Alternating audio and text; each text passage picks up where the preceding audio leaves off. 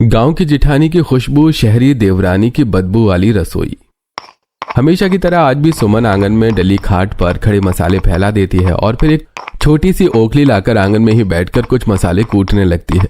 तभी पुष्पा और सेजल वहां से जा रही थी। तभी पुष्पा सेजल से कहती है, देख रही हो सेजल, सुमन भाभी आज भी अपनी देसी तरीके से मसाले को फैलाकर उन्हें कूट पीस कर मसाला बना रही हैं।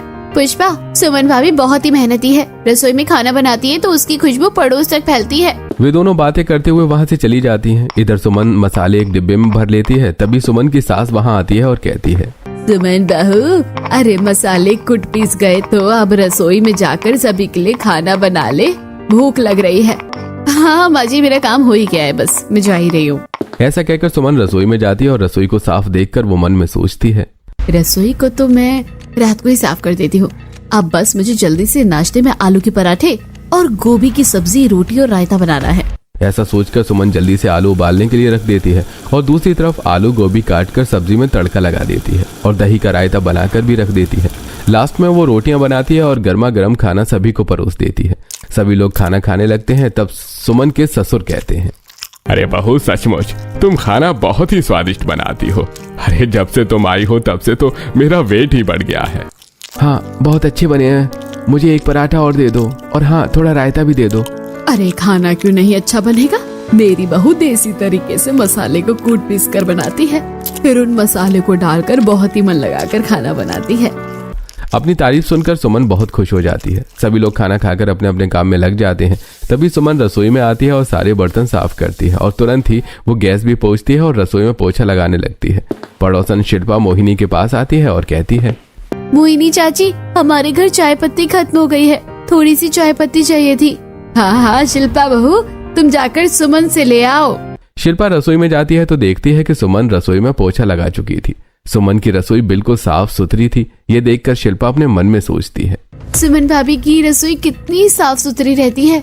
तभी सुमन रसोई से चाय पत्ती लाकर शिल्पा को दे देती है और कहती है, ये लो शिल्पा, मैंने सुन लिया था कि तुम्हें चाय पत्ती चाहिए, ये ले जाओ। अब शिल्पा चाय पत्ती लेकर अपने घर जाती है और सुमन भी बाकी घर के कामों में लग जाती है। अगले दिन सुमन अपनी सास के पास आकर कहती है, माँ जी, मैं सोच रही हूँ कि आज पकोड़े वाली कढ़ी और वेज पुलाव बना लेती हूँ, साथ में कुछ रोटियाँ और बथुए का साग भी बना लूंगी। बहू, इतना सारा काम तुम अकेली कैसे करोगी? तुम्हारी कोई नंद या देवरानी होती तो तुम्हारी मदद करती, मुझसे तो कुछ होता नहीं है काम। माँ जी, मैं खुद ही सब कर लूंगी। ऐसा कहकर सुमन रसोई में जाती है और सबसे पहले वो कढ़ी का बैटर बनाती है और उसके बाद पकौड़े बनाती है। उसके खाने से खुशबू निकलकर खिड़की से बाहर जा रही थी। तभी पड़ोसन भावना अपनी बहू शिल्पा से कहती है, शिल्पा बहू, देख रही हो सुमन की रसोई से कितनी अच्छी खुशबू आ रही है। उसकी रसोई से रोज रोज बहुत अच्छी खुशबू आती है। कितना अच्छा अच्छा खाना बनाती है वो। माँ जी, सुमन भाभी गाँव की है, उन्हें मसाले की अच्छी समझ है और खाना बनाना भी वो अच्छे से जानती है। अब मैं उनकी बराबरी तो नहीं कर सकती। आजकल की बहुओं को किसी और की तारीफ सुनना पसंद ही नहीं है। मैं तो जा रही हूँ, सुमन के घर देखती हूँ उसने क्या बनाया है। आज तो मैं खाना वहीं खाऊंगी। ऐसा कहकर भावना मोहिनी के घर आती है, जहाँ सभी लोग खाना खाने बैठे ही थे। तभी भावना बाहर से आवाज देती है और मोहिनी कहती है, अरे भावना बहन, अंदर ही आ जाओ। मोहिनी बहन, तुम्हारे घर से खाने की बहुत ही अच्छी खुशबू आ रही है। मेरे घर अभी तक खाना तक नहीं बना था, तो मैंने सोचा कि तुम्हारे यहाँ ही चलकर खा लूं। हाँ हाँ बहन, आओ बैठो। आज सुमन बहू ने पकोड़े वाली कढ़ी और वेज पुलाव बनाया है। सुमन भावना के लिए भी खाना लगा देती है। भावना सुमन का बनाया खाना खाती है और तारीफ करते हुए कहती है, सुमन बहू, तुम्हारे हाथों में तो सच में स्वाद का जादू है। ऐसी समय बीत रहा था और सुमन के बनाए हुए खाने की खुशबू दूर दूर तक फैलती थी और उसके खाने की सभी लोग बहुत तारीफ भी करते थे। घर वालों के अलावा कभी पड़ोसी भी उसके रसोई में आते तो रसोई की साफ सफाई और खाने की खुशबू उन्हें प्रभावित करती।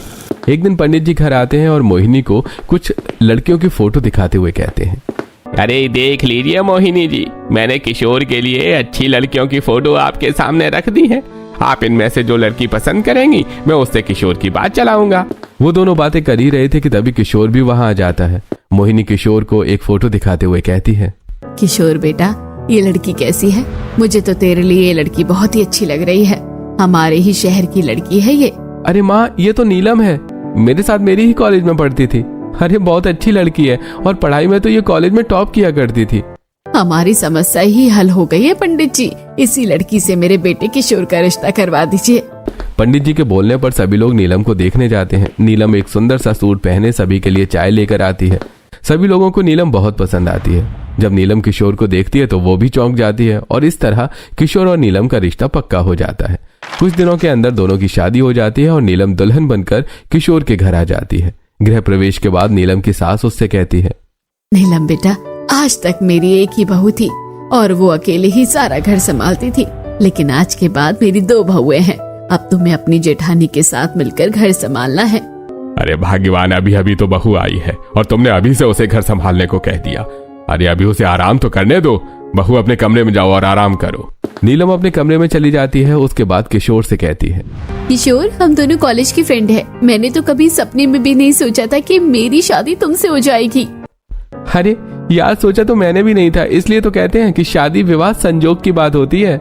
अगले दिन नीलम सुबह तैयार होकर हॉल में आती है। तब मोहिनी उससे कहती है, आज तुम्हारा हमारे घर में पहला दिन है। नीलम बहू, ऐसा करो, रसोई में जाओ। सुमन खाना बना रही है तो तुम कुछ मीठा बना लेना। इसी बहाने तुम्हारी पहली रसोई की रस्म भी हो जाएगी। ठीक है माँ जी। अब नीलम रसोई में जाती है। नीलम देखती है कि रसोई पूरी तरह साफ सुथरी और बर्तन भी चमक रहे थे और सिंक एरिया भी बिल्कुल साफ था। ये देखकर नीलम मन में सोचती है, भाभी इतनी साफ सफाई से काम करती है और खाने से खुशबू भी कितनी अच्छी आ रही है। लगता है भाभी बहुत अच्छा खाना बनाती है। मुझे तो अच्छी तरह खाना बनाना भी नहीं आता है। अच्छा है, खाना तो भाभी ही बनाया करेगी, मैं तो बस उनकी मदद कर दिया करूंगी। तभी सुमन की नजर नीलम पर पड़ती है और वो कहती है, अरे नीलम, आओ आओ। माँ जी ने तुम्हें सुबह ही बता दिया था कि तुम्हें सिर्फ सूजी का हलवा बनाना है, इसलिए मैंने सूजी भून कर रख दी है। बस अब तुम शक्कर मिलाकर हलवा बना लो। हाँ भाभी, आपने बहुत अच्छा किया, मैं अभी हलवा बना देती हूँ। अब नीलम सूजी का हलवा बनाना शुरू करती है। नीलम और सुमन मिलकर सभी को खाना लगा देती हैं। खाना खाने के बाद जब सभी लोग हलवा खाते हैं तो मोहिनी कहती है, ये क्या है नीलम बहू, तुमने हलवे में इतनी सारी शक्कर डाल दी। ये हलवा तो बहुत ही मीठा हो गया है। और बहू, तुमने इसमें कच्चे मेवे भी डाल रखे हैं। ये ठीक नहीं लग रहे हैं खाने में। ये सब सुनकर नीलम को बुरा लगता है, लेकिन वो कुछ नहीं कहती। धीरे धीरे नीलम की शादी को 1 हफ्ता बीत चुका था, लेकिन नीलम लगातार लेट उठ रही थी और घर का कोई काम नहीं कर रही थी। सारा काम सुमन अकेले करती थी। आज मोहिनी रसोई में आती है और सुमन से कहती है, अरे सुमन बहू, आज भी नीलम अब तक सोकर नहीं उठी है क्या? नहीं माँ जी, शायद वो रात को फिल्म देख रही थी, इसलिए लेट सोई है। वो लोग बातें कर ही रहे थे कि तभी किशन वहाँ आता है और कहता है, माँ, मेरे स्कूल का टाइम हो रहा है, जल्दी से मुझे तैयार कर दो ना, वरना कल की तरह आज भी मेरी बस छूट जाएगी। हाँ हाँ बेटा, बस 5 मिनट। इतने दिन बीत गए नीलम बहू की शादी को, लेकिन अभी भी उसे ये बात समझ नहीं आई कि उसे तुम्हारे साथ रसोई में मदद करवानी चाहिए, और इसी वजह से तुम किशन पर भी ध्यान नहीं दे पा रही हो। ठीक है, आज मैं तुम दोनों के काम को ही बांट देती हूँ। दोपहर के खाने के बाद मोहिनी अपनी दोनों बहू को अपने कमरे में बुलाती है और कहती है, नीलम बहू, मेरी 2 बहुएं हैं, इसलिए मैं चाहती हूँ कि दोनों मिलकर घर संभाले। सुमन बहू का छोटा बेटा है, तो कल से सुबह का नाश्ता तुम बना लिया करो और रात का खाना सुमन बहू बना लिया करेगी।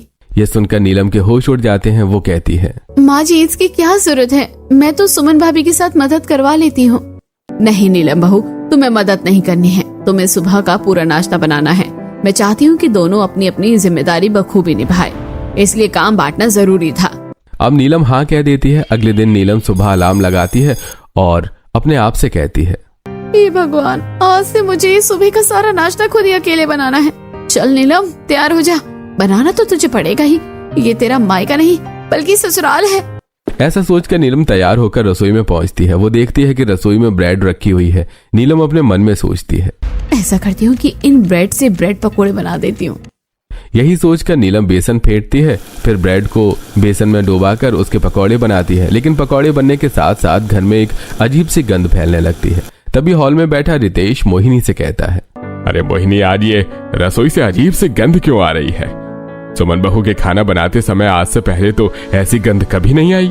अजी, आज सुमन बहू नहीं बल्कि नीलम बहू खाना बना रही है। जहाँ एक तरफ मोहिनी और रितेश को रसोई से अजीब सी गंध आ रही थी, वहीं खिड़की और दरवाजे से यह गंध बाहर भी फैल रही थी। सेजल और पुष्पा मोहिनी के घर के सामने से गुजर रही थी। इस अजीब सी गंध को सुनकर सेजल पुष्पा से कहती है, पुष्पा, आज सुमन भाभी की रसोई से कुछ अजीब सी गंध आ रही है। हाँ सेजल, लगता है आज भाभी खाना नहीं बना रही है। बल्कि नई शहरी बहू खाना बना रही है। इधर नीलम ने नाश्ता बनाकर टेबल पर लगा दिया था। सभी लोग नाश्ता करने बैठे तब सिर्फ ब्रेड के पकौड़े देखकर मोहिनी कहती है, अरे नीलम बहू, ये क्या तुमने नाश्ते में आज सिर्फ ब्रेड के पकोड़े बनाए हैं?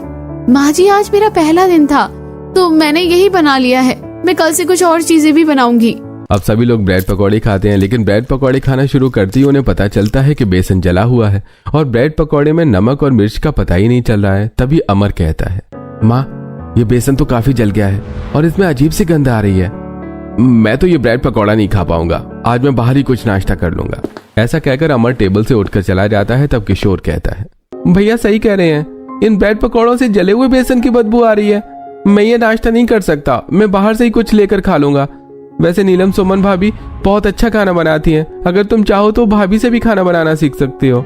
चाचू, मुझे भी बाहर से कुछ पैक करवा कर दीजिए। अगर मैं ये ब्रेड को पकोड़े स्कूल लेके जाऊंगा ना तो मेरे दोस्त मेरा मजाक उड़ाएंगे। ठीक है किशन, चलो मैं तुम्हें रास्ते से कुछ पैक करवा दूंगा और स्कूल भी छोड़ दूंगा। किशोर और किशन भी वहां से चले जाते हैं। तब रितेश कहता है, अरे बड़ी बहू, तुम तो मेरे लिए चाय बना कर ला दो और साथ में कुछ बिस्किट और टोस्ट ले आना, मैं वही खा लूंगा। ठीक है पिताजी, मेरी एक फ्रेंड का फोन आने वाला था, मैं अपने कमरे में जाकर उससे बात कर लेती हूँ। बात रही नाश्ते की तो मैं ये अपने कमरे में ले जा रही हूँ। मुझे तो मेरे बनाए हुए ब्रेड पकोड़े ठीक लग रहे हैं तो मैं यही खा लूंगी। ऐसा कहकर नीलम अपने कमरे में चली जाती है और सुमन रसोई में जाती है तो देखती है कि रसोई बहुत गंदी पड़ी हुई है। मेयोनीज स्टैंड पर गिरी है, ब्रेड भी यहाँ वहाँ पड़ी है, बर्तन गंदे पड़े हैं। तभी सुमन अपने आप से कहती है, हे भगवान, नीलम ने कैसे काम किया है, सारी की सारी रसोई गंदी करके रख दी है। अब इसकी सफाई करने में मुझे 1 घंटा लग जाएगा। खैर, पहले मैं पिताजी को चाय और बिस्किट तो दे दूं।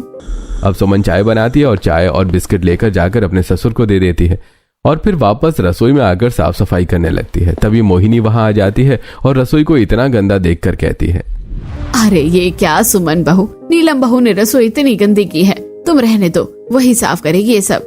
रहने दीजिए माँ जी, अभी तो मैं कर लेती हूँ, अगली बार नीलम से ही करवा लीजिएगा। अब शाम हो जाती है और सुमन रसोई में जाकर खाना बनाना शुरू करती है। सुमन अपने हाथों के कुटे मसाले खाने में डालती है तो मसाले से बहुत अच्छी खुशबू बिखरने लगती है। नीलम अपने कमरे में टीवी देख रही थी, उसे भी खाने की खुशबू आती है। वो अपने मन में सोचती है, सुमन भाभी खाना बना रही है, शायद इसलिए इतनी अच्छी खुशबू आ रही है। हाँ, वो तो खाना अच्छा ही बनाती है, गाँव की जो है, मुझसे तो ये सब नहीं हो पाएगा। सुमन खाना बनाकर सभी को लगा देती है। सभी लोग खाना खाते हैं, उनके साथ नीलम भी खाना खाने लगती है। तो किशोर कहता है, भाभी आज भी आपने खाना बहुत अच्छा बनाया है। अरे सुमन बहू तो खाना बहुत अच्छा ही बनाती है। सभी लोग सुमन के बनाए खाने की तारीफ करते हैं, जो नीलम को बिल्कुल भी अच्छा नहीं लगता। वो अपने मन में सोचती है, सभी लोग सुमन भाभी के ही बनाए खाने की तारीफ करते हैं। ऐसा करूंगी कि मैं आज ही बाजार जाकर कुछ एक्स्ट्रा मसाले, सॉस, मेयोनीज लेकर आऊंगी और सभी लोगों को बहुत अच्छा खाना बनाकर खिलाऊंगी, तब ये लोग मेरी ही तारीफ क्या करेंगे। सभी के खाना खाने के बाद नीलम किशोर से कहती है, सुनिए जी, मॉल तो अभी खुला होगा, मुझे मॉल जाना है ताकि मैं कुछ रेडीमेड मसाले और सॉस वगैरह ले आऊं जिससे खाने में टेस्ट अच्छा है। अब नीलम किशोर के साथ मॉल जाती है और वहां से अलग अलग तरह की रेडीमेड सॉस, केचप, मेयोनीज और रेडीमेड मसाले ले आती है। अगले दिन सुबह नीलम रसोई में जाकर आलू टमाटर की सब्जी बनाती है। उसमें वो रेडीमेड मसाले डाल देती है और साथ ही वो रेडीमेड मसाले डालकर पनीर की भुर्जी भी बनाती है। वो काम करते समय रसोई काफी बिखरा कर रखती है। तभी वहाँ नीलम की सास आ जाती है और बिखरी रसोई को देखकर कहती है, अरे बहू, ये तुम कैसे काम कर रही हो? तुमने सारी की सारी रसोई को कितना गंदा कर रखा है। बहू, ऐसे काम नहीं होता है, तुम खाना बनाने के साथ साथ रसोई भी साफ कर लिया करो। जी माँ जी, मैं अभी कर देती हूँ। ऐसा कहकर मोहिनी बाहर आ जाती है। थोड़ी देर बाद रसोई से एक अजीब सी गंध आने लगती है। तभी पड़ोसन भावना उनके घर आती है। भावना डाइनिंग टेबल के पास खड़ी होती है जहां से रसोई साफ साफ दिखाई दे रही थी। रसोई काफी गंदी और बिखरी हुई थी और रसोई से एक अजीब सी गंध भी आ रही थी। तब भावना कहती है, अरे मोहिनी, मैं तो तुझसे एक कटोरी सब्जी लेने आई थी, लेकिन तेरे घर की रसोई इतनी गंदी है और रसोई से तो कुछ अजीब सी गंध आ रही है। रहने दे, मुझे सब्जी नहीं चाहिए, मैं अपने घर की सब्जी खा लूंगी। ऐसा कहकर भावना चली जाती है। तब मोहिनी नीलम को डांटते हुए कहती है, देख बहू, रसोई की साफ सफाई कितनी जरूरी है। सुमन बहू को देखो, कितना साफ रखती है वो, और उसकी रसोई में कोई गंद भी नहीं आती है और खाना भी वो कितना स्वादिष्ट बनाती है। यह सुनकर नीलम मन ही मन गुस्सा होती है। ऐसी समय बीत रहा था। सुमन जब खाना बनाती तो रसोई को बहुत साफ सुथरा रखती है और वो अपने देसी मसाले डालती जिसकी खुशबू दूर दूर तक बिखरती है और उसका खाना भी बहुत स्वादिष्ट बनता है। लेकिन जब नीलम खाना बनाती तो रसोई बहुत गंदी कर देती। रेडीमेड मसाले डालने की वजह से खाना भी अच्छा नहीं बनता।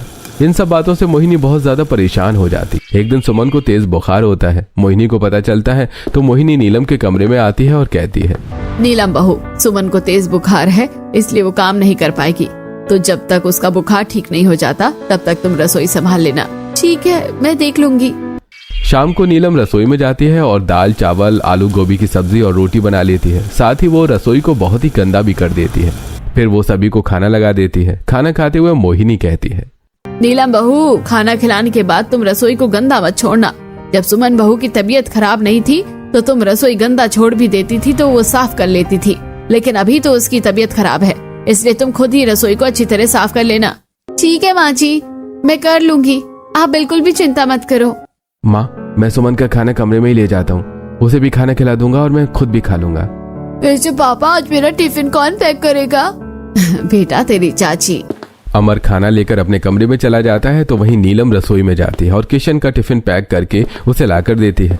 किशन स्कूल के लिए निकल जाता है और सभी लोग अपने अपने काम में लग जाते हैं। नीलम रसोई साफ करने के लिए रसोई में जाती है, लेकिन तभी उसे कुछ याद आता है और वो अपने आप से कहती है, अरे आज तो मेरी सारी फ्रेंड्स के ग्रुप कॉल आने वाले थे, मैं साफ सफाई बाद में कर लूंगी, पहले ग्रुप कॉल कर लेती हूँ। यही सोचकर नीलम अपने कमरे में चली जाती है और अपनी सहेलियों के साथ ग्रुप कॉल अटेंड करने में व्यस्त हो जाती है। शाम को वो रसोई में आती है तो रसोई की थोड़ी बहुत सफाई करती है। ना ही वो कचरे का डब्बा क्लीन करती है और ना ही सिंक क्लीन करती है और खाना बनाने में लग जाती है। जैसे ही खाना बनता है वो अपने आप से कहती है, खाना तो मेरा बन गया, मैं इसे टेबल पर लगा देती हूँ और अपना खाना लेकर अपने कमरे में जाकर खाऊंगी और अपना फेवरेट रियलिटी शो देखूंगी। अब नीलम टेबल पर खाना लगा देती है, फिर अपना खाना लेकर अपने कमरे में जाती है और रियलिटी शो देखते हुए खाना खाने लगती है। ऐसे 4 दिन बीत जाते हैं। आज मोहिनी छत पर बैठी धूप सेक रही थी। तभी पड़ोसन भावना मोहिनी से कहती है, अरे मोहिनी बहन, क्या बात है, आजकल तुम्हारी रसोई की खिड़की से बड़ी गंदी स्मेल आ रही है, जबकि इससे पहले तो सुमन जब भी खाना बनाती थी तो खुशबू ही खुशबू आती थी रसोई से, और आजकल वो खुशबू भी नहीं आ रही है। हाँ भावना बहन, सुमन को बुखार था इसलिए खाना भी नीलम बहू बना रही है। बुरा मत मानना मोहिनी बहन, लेकिन ये खाने की बदबू नहीं, ये तो रसोई की गंदगी की बदबू है। मोहिनी को यह सुनकर बहुत बुरा लगता है। वो सीढ़ियों से नीचे उतर कर आती है और जाकर रसोई चेक करने लगती है तो उसे रसोई बहुत ही बिखरी और गंदी नजर आती है। साथ ही उससे बहुत गंदी बदबू भी आ रही थी। वो गुस्से में नीलम को आवाज देती है। नीलम वहां आती है तो मोहिनी कहती है, ये क्या है नीलम बहू, रसोई इतनी गंदी कर रखी है कि इसकी बदबू पड़ोस में भी जा रही है। क्या करती रहती हो तुम सारा दिन, रसोई की साफ सफाई भी नहीं करती हो। दरअसल माँ जी, मैं रसोई साफ करने ही वाली थी, लेकिन तभी टीवी पर मेरी फेवरेट फिल्म आने लगी तो मैं वो देखने लगी।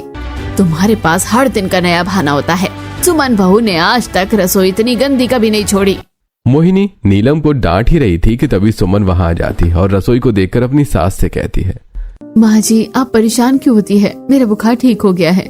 मैं ऐसा करती हूँ कि रसोई की साफ सफाई कर देती हूँ और साथ ही फिनाइल का पोछा भी लगा देती हूँ, तो फिर रसोई में किसी भी तरह की कोई स्मेल नहीं आएगी। नीलम बहू, तुम भी सुमन बहू के साथ रसोई की साफ सफाई करवाओ। ऐसा कहकर मोहिनी वहां से चली जाती है। अब सुमन रसोई में जाकर सबसे पहले सारे बर्तनों को निकालकर पानी गर्म करके उन्हें अच्छी तरह धोती है। ये देखकर नीलम मन में सोचती है, सुमन भाभी गाँव की है इसलिए वो इतना काम कर लेती है, मुझसे तो ये सब नहीं होगा, लेकिन ऐसा क्या बहाना बनाओ कि मुझे ये काम न करना पड़े। तभी नीलम कहती है, सुमन भाभी, आज मेरे सर में थोड़ा दर्द हो रहा है, तो प्लीज आप रसोई साफ कर लेंगी क्या, मैं थोड़ा आराम कर लूं। ठीक है नीलम, तुम जाओ, मैं कर लूंगी। अब नीलम अपने कमरे में चली जाती है। उसे अपने कमरे में जाते हुए मोहिनी देख लेती है। मोहिनी समझ जाती है कि नीलम बहाना करके अपने कमरे में चली गई। अब मोहिनी अपने मन में सोचती है, नीलम बहू को सबक सिखाने के लिए कुछ न कुछ तो करना ही पड़ेगा, वरना ये अपनी आदतों से बाज नहीं आएगी। यही सोचकर मोहिनी नीलम की माँ को फोन लगाती है और कहती है, कैसी हो सविता बहन जी आप? हाँ बहन जी, मैं तो अच्छी हूँ, आप बताइए कैसे फोन लगाया? सविता बहन जी, जब से शादी हुई है आप एक भी बार घर नहीं आए। मैंने तो आप लोगों को निमंत्रण देने के लिए फोन लगाया था कि आप लोग हमारे घर आइए, साथ बैठकर बातें करेंगे और खाना भी खाएंगे। ठीक है बहन जी, हम कल ही आते हैं। मोहिनी अपनी दोनों बहू को बुलाकर कहती है, नीलम, कल तुम्हारे मायके वाले आने वाले हैं, तो उनके लिए खाना बना लेना। मैंने उन्हें कह दिया है कि वो हमारे साथ ही खाना खाएंगे। ठीक है माँ जी, मैं खाना बना लूंगी। अगले दिन शाम को नीलम रसोई में जाती है और वेज पुलाव बनाने के लिए सारी सब्जियां काट लेती है। फिर वो वेज पुलाव में तड़का लगाती है और रेडीमेड मसाले डालकर उसे पकने के लिए रख देती है। फिर अपने आप से कहती है, मेरे घर वाले आ रहे हैं तो ऐसा करती हूँ कि शावर ले लेती हूँ और सुंदर कपड़े पहनकर हल्का मेकअप कर लेती हूँ और तैयार हो जाती हूँ, वरना मेरी भाभी क्या सोचेगी कि मेरी नई शादी हुई है और मैं तैयार होकर भी नहीं रहती। यही सोचकर नीलम वेज पुलाव को गैस पर चढ़ा छोड़कर अपने कमरे में चली जाती है। थोड़ी देर बाद सुमन पोछा लगा रही थी, तभी उसे किचन से कुछ जलने की बदबू आती है। सुमन दौड़कर रसोई में आती है तो देखती है कि वेज पुलाव पूरा जल गया था। सुमन गैस को बंद करती है और जाकर नीलम का दरवाजा खटखटाती है और कहती है, नीलम कहाँ हो तुम? तुम्हारे घर वालों के आने का समय हो रहा है और तुम्हारा वेज पुलाव जल गया है। नीलम शावर ले रही थी, इसीलिए उसे कुछ सुनाई नहीं देता। तभी सुमन अपने मन में सोचती है, हे भगवान, नीलम के मायके वालों के आने का समय हो रहा है और नीलम ने खाने में वेज पुलाव के सिवा कुछ नहीं बनाया है और वो वेज पुलाव भी जल गया है। हम उन्हें क्या खिलाएंगे? ऐसा करती हूँ, जल्दी से रसोई में जाकर खाना बना देती हूँ। सुमन रसोई में जाती है और dal tadka, jeera rice mix, veg paneer, bhurji, ये सब कुछ अपने देसी अंदाज में बना लेती है। साथ ही वो आटा गूंथ कर रोटियां बनाने लगती है। दूसरी तरफ आईने के सामने कंघी कर रही नीलम चौंक कर अपने आप से कहती है, हे भगवान, मैं तो वेज पुलाव गैस पर रखकर भूल ही गई थी। अब तक तो वो जल चुका होगा, जाकर देखती हूँ। नीलम दौड़कर रसोई में आती है तो देखती है सुमन खाना बना रही है और दूसरी तरफ उसके मायके वाले भी आ जाते हैं। नीलम घबरा जाती है। तब सुमन कहती है, नीलम तुम चिंता मत करो और अपने मायके वालों से मिल लो, खाना मैं देख लूंगी। अब नीलम बाहर हॉल में आती है और अपनी माँ और भाभी को गले लगाती है। माँ, भाभी, मुझे आप दोनों की बहुत याद आ रही थी। भैया और पापा साथ ही आए। नीलम, दरअसल आज उन दोनों को ऑफिस में कोई जरूरी काम था, इसलिए वो फिर कभी आएंगे। हाँ, बैठिए बहन जी और बताइए कैसी हैं आप? मोहिनी नीलम की माँ और भाभी से बातें करती है। तभी करुणा कहती है, अरे नीलम, तुम्हारी रसोई से तो बहुत अच्छे मसालों की खुशबू आ रही है। लगता है तुम्हारी जेठानी खाना बना रही है। हाँ भाभी, मैंने सुना है कि तुम्हारी जेठानी बहुत अच्छा खाना बनाती है। तुम मुझे भी रसोई में ले चलो, मैं भी उनसे पूछूंगी कि वो ऐसा क्या डालती है अपने खाने में कि खाने से इतनी अच्छी खुशबू आ रही है। ठीक है भाभी, आप चलिए मेरे साथ। अब नीलम करुणा को लेकर रसोई में जाती है। करुणा देखती है कि सुमन रसोई में काम कर रही है और उसने रसोई को काफी साफ सुथरा रखा है। तभी सुमन करुणा को देखकर कहती है, आइए, कैसी हैं आप? मैं तो अच्छी हूँ, आप खाना बना रही हो तो आपके खाने से बहुत अच्छी खुशबू आ रही थी। मैं तो इसलिए रसोई में आई हूँ कि मैं आपसे कुछ पूछ सकूँ कि आप खाने में कौन से मसाले डालते हो? कुछ खास नहीं, बस मैं तो अपने हाथों के कुटे पीसे मसाले पर ही विश्वास करती हूँ और खाने में वही डालती हूँ। ऐसे ही करुणा और सुमन आपस में बातें कर रही थी। तभी खाना तैयार हो जाता है। सुमन और नीलम मिलकर सभी के लिए खाना लगा देती हैं। सभी लोग खाना खाते हैं और खाने की बहुत तारीफ करते हैं। तभी सविता कहती है, नीलम बेटा, तुम्हारी जेठानी सच में बहुत ही अच्छा खाना बनाती है। तुम्हें तो अपनी जेठानी से खाना बनाना सीखना चाहिए। हाँ माँ, मैं जरूर सीखूंगी। खाना खाने के बाद सविता और करुणा दोनों जाने लगते हैं। तभी जाते जाते करुणा सुमन से कहती है, अब भाभी, आपके हाथों के खाने में तो सच में स्वाद का जादू है। आप मुझे व्हाट्सएप पर अपने मसाले की रेसिपी भेजना, मैं भी अपने हाथों से ही मसाले कूटकर पीसकर खाना बनाऊंगी। हो सकता है कि मैं भी आपकी तरह खाना बना पाऊँ। जी आप चिंता मत कीजिए, मैं आपको सब कुछ व्हाट्सएप कर दूंगी। अब नीलम के मायके वाले चले जाते हैं। उसके बाद नीलम सुमन से कहती है, सुमन भाभी, आज तो आपने मेरे मायके वालों के सामने मेरी इज्जत रख ली। अगर आपने खाना नहीं बनाया होता तो मेरे मायके वालों को भूखे ही जाना पड़ता। ऐसी कोई बात नहीं है नीलम, तुम्हारे मायके वाले भी तो मेरे मायके वालों जैसे ही हैं।